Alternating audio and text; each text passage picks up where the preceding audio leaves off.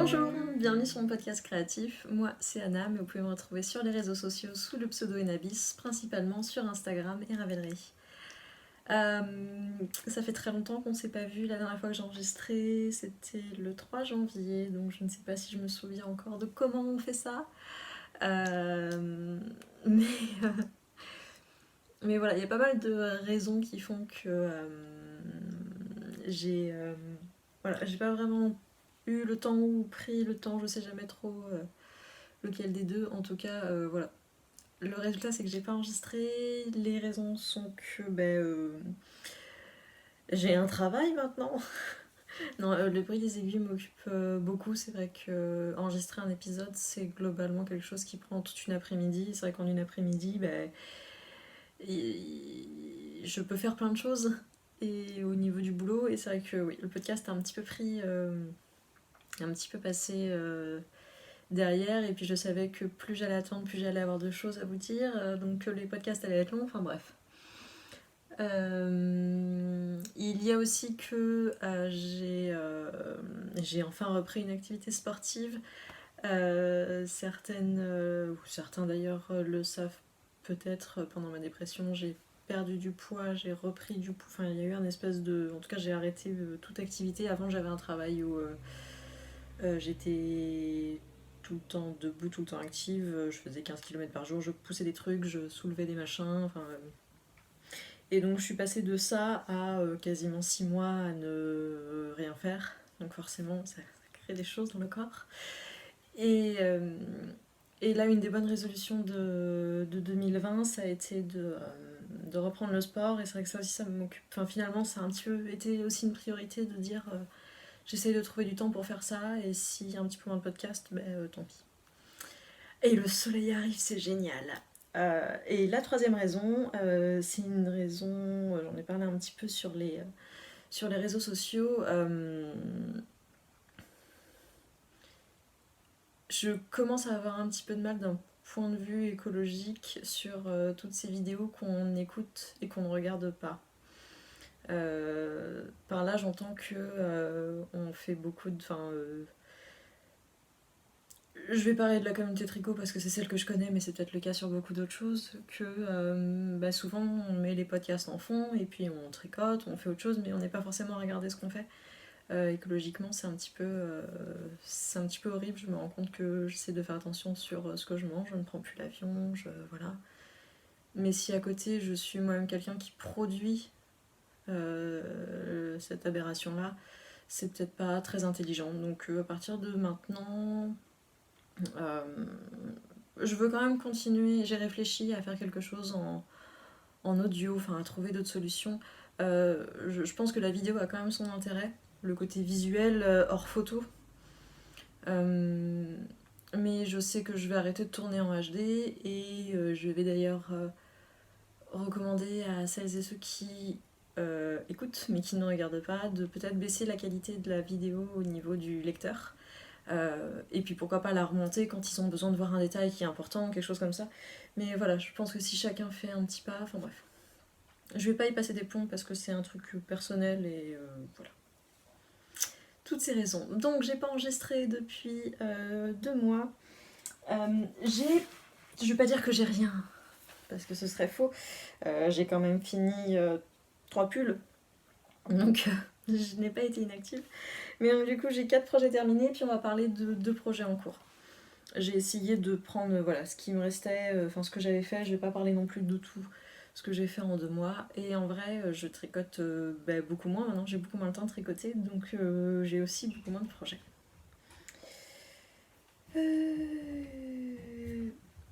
Ce que je porte le Uru Sweater de Lini Hoy que j'ai tricoté dans Mélène. La base MCN et la base Mohair et Soie, tous les deux dans le coloris blau, qui est un coloris que je ne peux plus reproduire parce que j'ai perdu la recette. N'en parlons pas. C'est un pull raglan avec pas mal d'aisance positive et avec en fait un détail dans le dos. Détail de maille glissée au centre, détail de triangle, de maille torse que vous retrouvez aussi sur les poignets. Qui est un peu mon pull doudou du moment. Je suis allée me faire couper les cheveux, je me suis fait une frange et une mèche et je ne me souvenais pas que j'avais un épi à cet endroit-là. Donc c'est un petit peu horrible. Voilà. Projet terminé. J'ai terminé un projet que je ne peux pas vous montrer puisque je l'ai déjà donné. Il s'agit du Soldot Crop de Kathleen Hunter que je tricotais pour ma maman. C'était le dernier cadeau de Noël que j'avais à terminer. Et je l'ai terminé le 10 janvier, donc ça fait un moment, mais bon, je préférais clore ça. Je vais essayer de trouver une photo à mettre là. Je suis pas sûre que j'en ai beaucoup, mais en tout cas, je l'avais tricoté dans ma base 85-15 du bruit des aiguilles. Il n'y a qu'un seul coloris pour le moment qui est sur la boutique, c'est le coloris temps de nuit. Les autres, il faut encore qu'ils soient retravaillés, donc voilà. Ma maman est très contente, il est peut-être un peu court au niveau des manches, mais ça c'est toujours mon problème. Et voilà.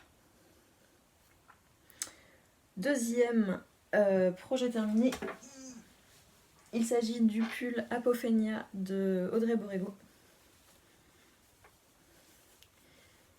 qui est un pull, donc qui est un jacquard avec une base de yoke que j'ai tricoté dans des laines de By Night Dyes. Donc le coloris contrastant c'est la Full Moon teint au cachou. Et le coloris principal, c'est je ne me souviens jamais de ses noms de base, la Milky Way non teint, donc qui est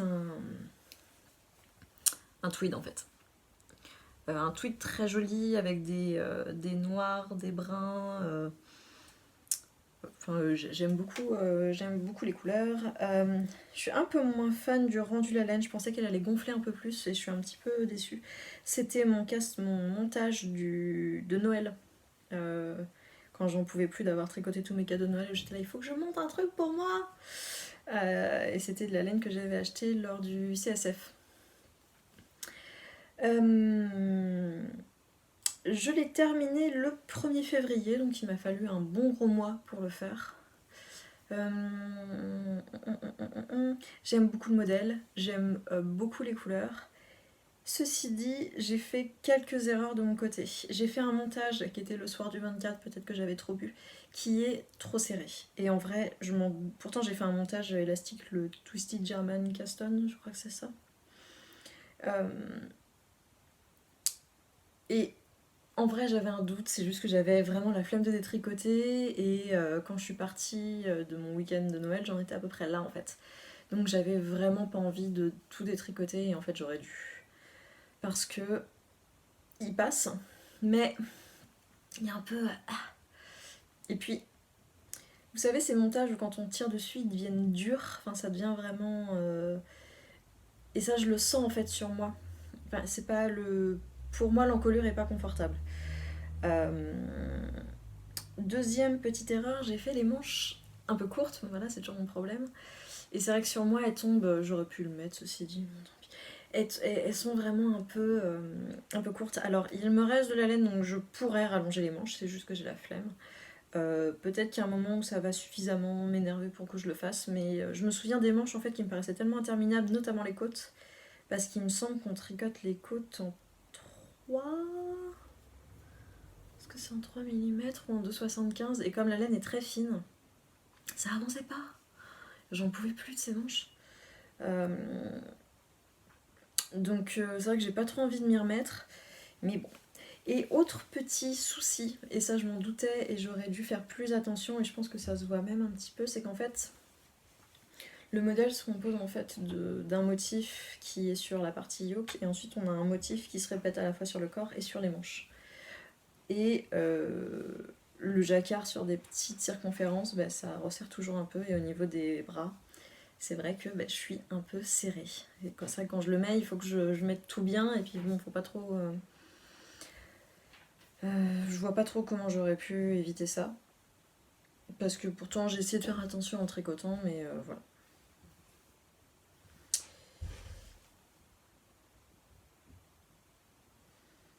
C'est à peu près tout ce que j'avais à dire sur ce pull. Sinon j'ai trouvé le jacquard très... J'aime beaucoup le motif du jacquard en fait.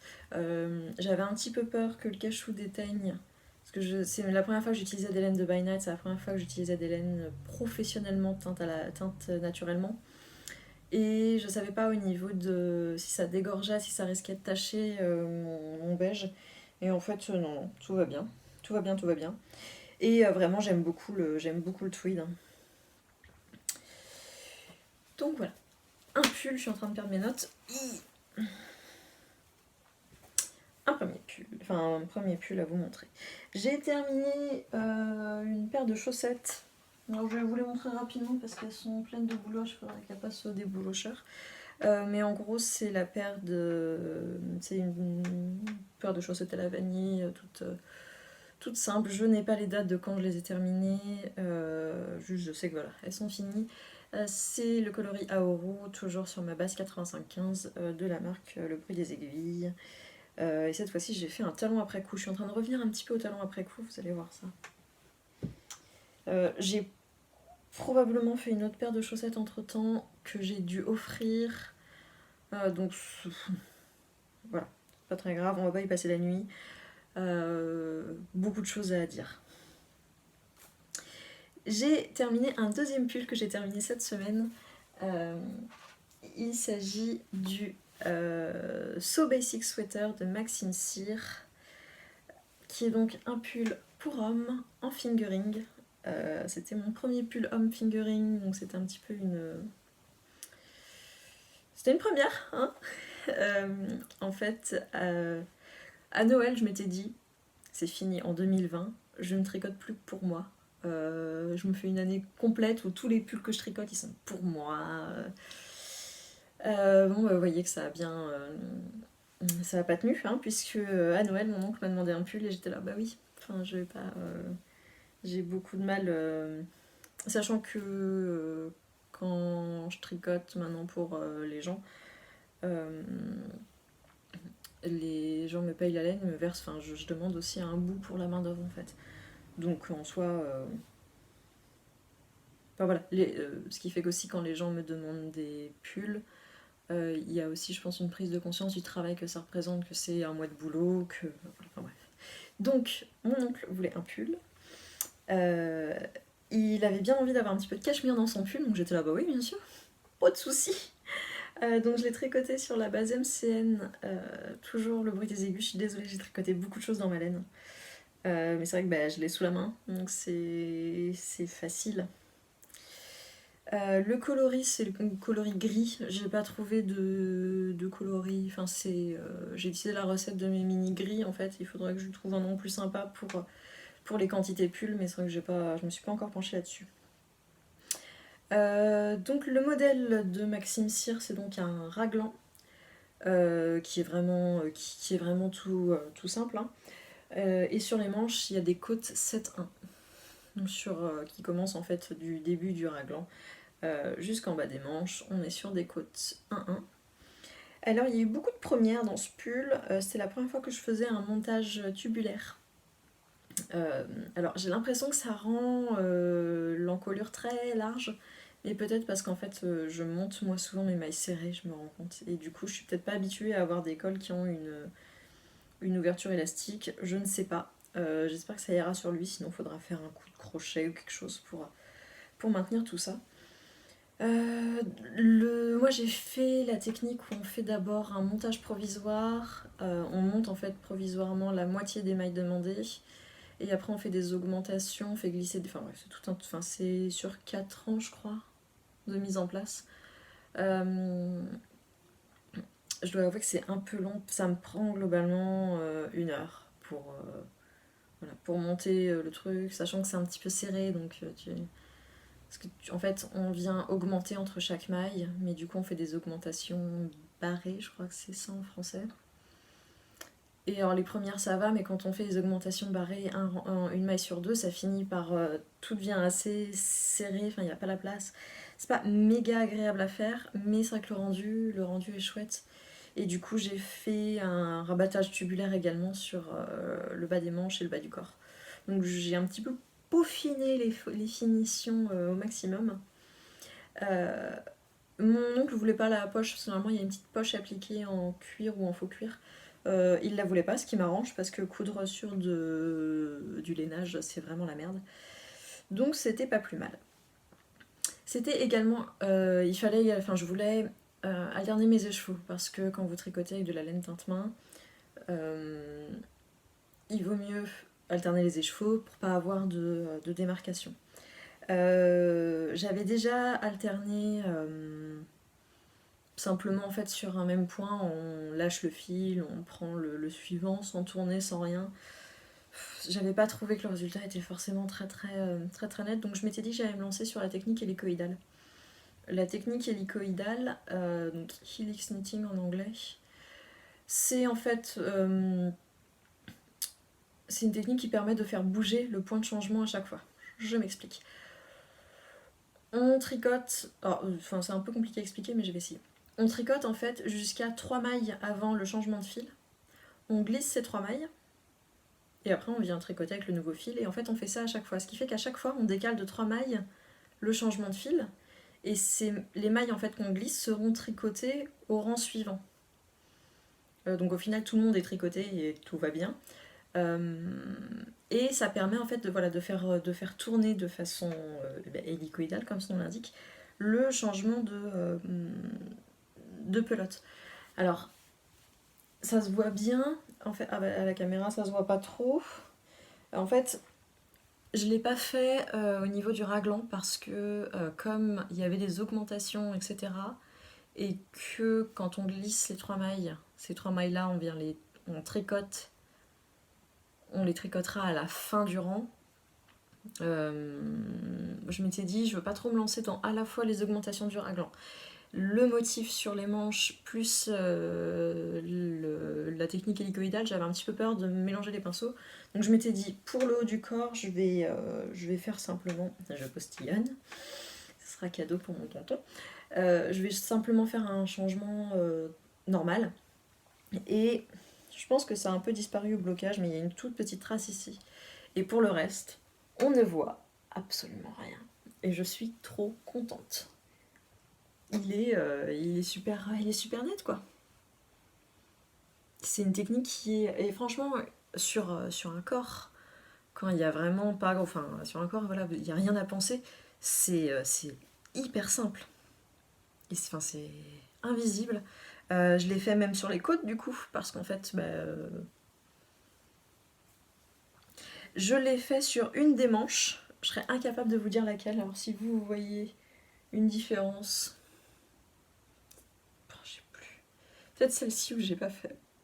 Parce que je vois que le bout est peut-être un peu plus foncé, mais en vrai on voit rien.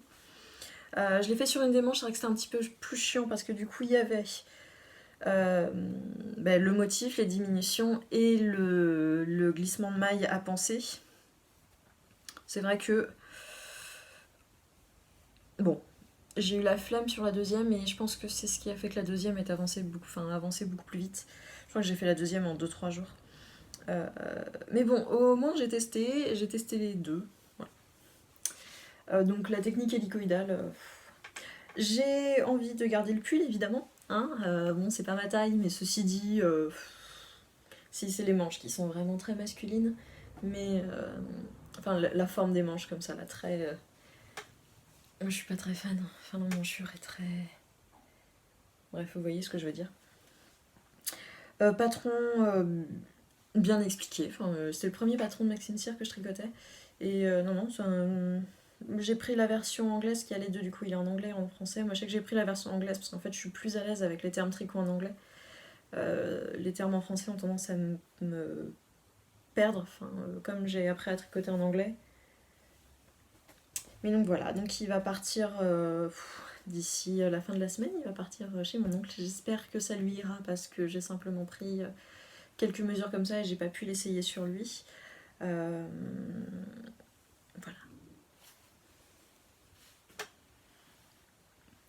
Et c'est terminé pour les projets finis, sachant que voilà, j'ai fini le pull il y a 2 jours.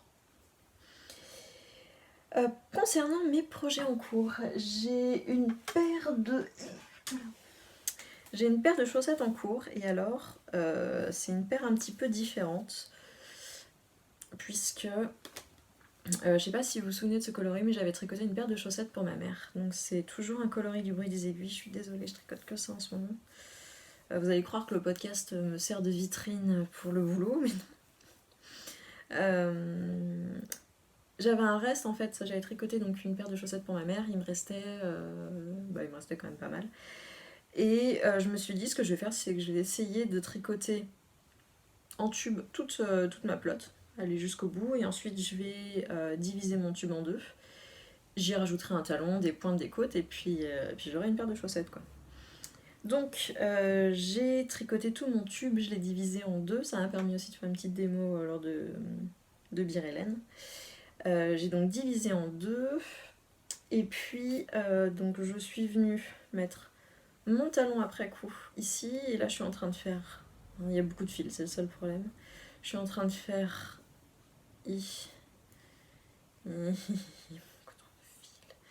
qu'est-ce qui se passe ici?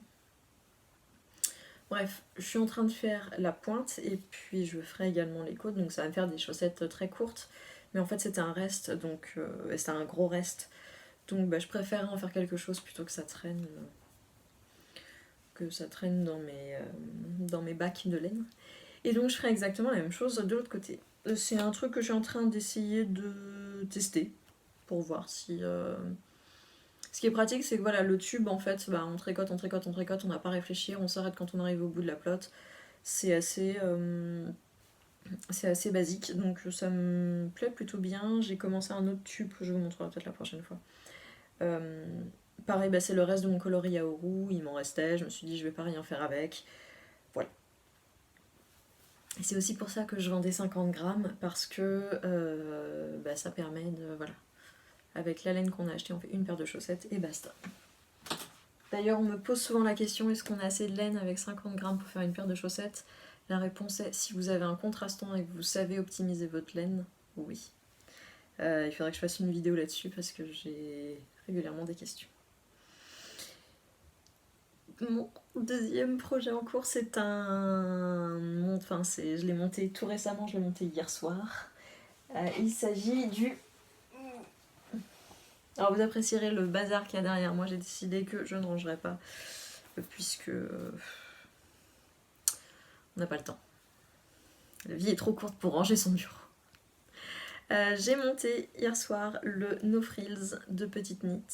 Ça faisait un moment que je l'avais en tête. Je voulais le monter pendant le cal de Bière Hélène, pour le cal Petite Knit de Bière Hélène. Mais j'avais d'autres projets. C'était à la période où je tricotais mes projets de Noël. Enfin voilà. Ça faisait pas sens de le tricoter à ce moment-là. Donc j'ai pas suivi le cal. D'ailleurs, jamais fait de cal encore. Et donc, je l'ai monté dans, surprise, surprise, encore une fois, mes laines. Mais que voulez-vous, je teins des couleurs qui me plaisent, donc forcément, je vais les tricoter, quoi. Et en vrai, j'ai pas tant de quantité pull que ça, déjà dans mes stocks, en fait. D'ailleurs, j'ai eu une petite mésaventure avec une quantité pull, je vous montrerai ça après. Donc, c'est la base 85-15 et la base mohair et soie dans le coloris Autumn is Falling. Ce mohair et soie, en fait, ça faisait un moment qu'il était sur la boutique et qu'il partait pas. Tellement longtemps qu'il était sur la boutique que la fiche produit a été désactivée. Pour ceux qui connaissent pas trop Etsy, en fait, donc on crée des fiches produits pour chaque produit qu'on veut vendre. Et en fait, ces fiches produits, on paye un certain prix pour les mettre en ligne. Et en fait, elles restent actives 4 mois. Et si au bout de 4 mois, c'est pas vendu, en fait, la fiche est désactivée ou il faut repayer la mise en ligne. Et bon, écoutez, là, elle venait de se désactiver. Je me suis dit, bon, si personne en veut, vraiment, je vais me dévouer, quoi. Et je suis trop contente du rendu. De toute façon, dès que j'avais teint ce coloris, je savais que je voulais en faire un pull. Et puis voilà, donc ça c'est le mohair qui va avec. Donc on voit très bien que le mohair ne prend pas du tout la couleur de la même façon. Parce que j'ai utilisé exactement les mêmes techniques en fait pour teindre, la même quantité de teinture, etc. Mais comme c'est uniquement de la teinture à speckle, donc avec de la poudre sèche en fait, le mohair ne prend pas du tout comme le... Ah, à force de la secouer. Comme le mérino. Donc j'aime beaucoup en fait le fait qu'il y ait ce côté un petit peu presque mauve en fait, juste, enfin pas mauve mais grège un peu, entre le gris et le beige. Et j'aime beaucoup que ça se retrouve sur le pull et qu'il soit pas juste blanc, enfin blanc cassé, blanc laine montante. Euh,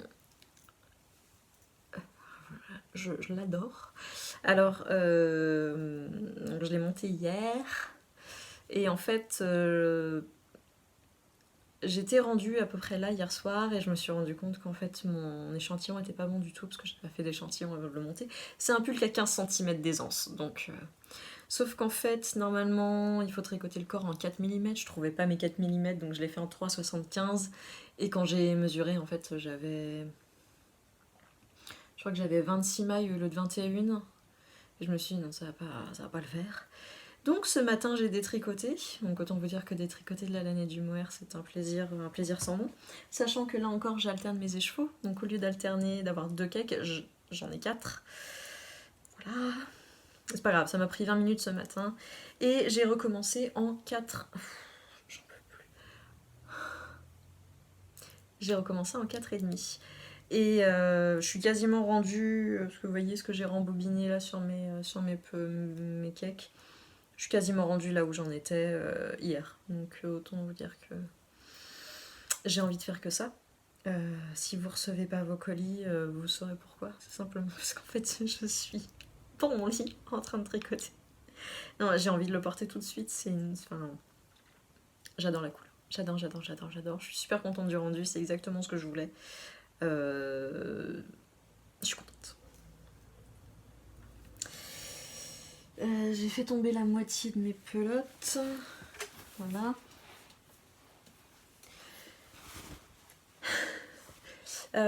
Beaucoup avaient dit parce que Petite Knit à la base elle est danoise, norvégienne, je ne sais jamais. En tout cas, une langue autre que l'anglais. Et beaucoup disaient que ses traductions n'étaient pas fortes. Je sais qu'elle a remis à jour beaucoup de choses. Je crois qu'elle a augmenté également les tailles, ce qui n'était pas une mauvaise chose. Et elle a revu un petit peu ses traductions, il me semble. Mais on m'avait dit, tu vas voir, les explications sont quand même un peu alambiquées, alors que c'est un pull qui est tout simple. Et notamment, on m'avait dit, les rangs raccourcis, c'est un bordel sans nom. Et en effet, j'ai compris ce qu'elle voulait dire, mais je pense qu'il y aurait pu avoir une façon de le formuler qui était beaucoup plus claire que ça. Puis comme maintenant, je les ai fait 2 fois, vu que j'ai détricoté jusqu'aux côtes, c'est bon, j'ai compris les rangs raccourcis de Petite Knit. Mais voilà, bah j'ai envie de faire que ça.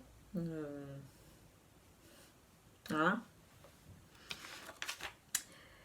J'avais dit que je vous parlerais d'un fail que j'ai eu. Parce qu'en fait, j'avais monté un autre projet en même temps que quand j'étais rendue aux manches du pull de mon oncle, j'avais monté le Mackworth, je crois que c'est le nom d'Andrea Maori, dans les laines que j'avais achetées chez Boucle Laine. Et en fait, je sais pas ce qui m'a pris quand j'ai acheté les laines. Mais vous voyez, là, si je le mets sur moi, le problème, c'est qu'on dirait que je suis à poil. Enfin, ou que je suis invisible. Qu'est-ce qui m'a pris de me dire que ce rose pâle, là, cette espèce de pêche, ça allait être un bon coloris pour un pull. Alors, j'ai perdu un nanomarqueur parce qu'il n'y a plus de câble. En fait, je l'ai enlevé pour commencer de nos frises. J'aime bien, en fait, je vais essayer de vous montrer J'aime bien les coloris que j'ai choisis en soi. Sauf peut-être ce beige là, maintenant que je le vois avec le reste, je me dis qu'un blanc ça aurait peut-être été plus lumineux, bref. La palette de couleurs me plaît, c'est simplement qu'en fait il aurait presque fallu que ce soit plutôt cette espèce de rose plus foncé qui soit en coloris principal, plutôt que... Là il ressort plus jaune à la caméra, enfin là du retour que j'ai il ressort plus jaune mais il est vraiment rose pêche quoi. Il est vraiment couleur de ma... Enfin, voilà, on voit bien quoi. Donc je suis un peu déçue parce qu'en fait j'ai 300 grammes du coloris principal, j'ai 50 grammes de chaque coloris. En vrai je sais pas trop ce que je vais pouvoir faire d'autre mais certainement pas un pull. Donc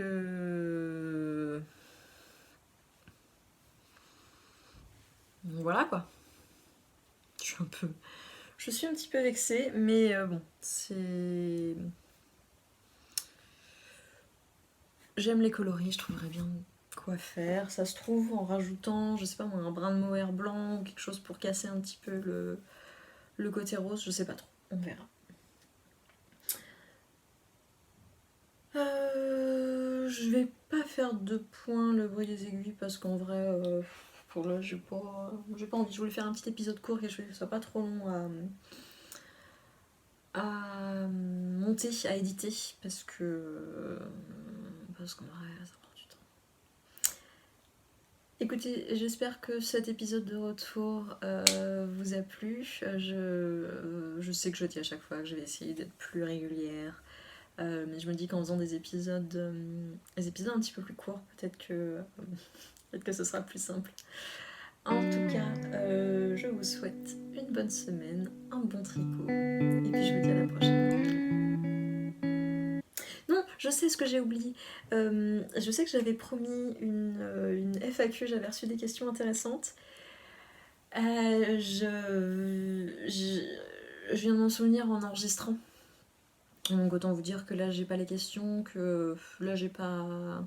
Mais j'ai pas réfléchi à mes réponses, c'est plutôt ça le truc.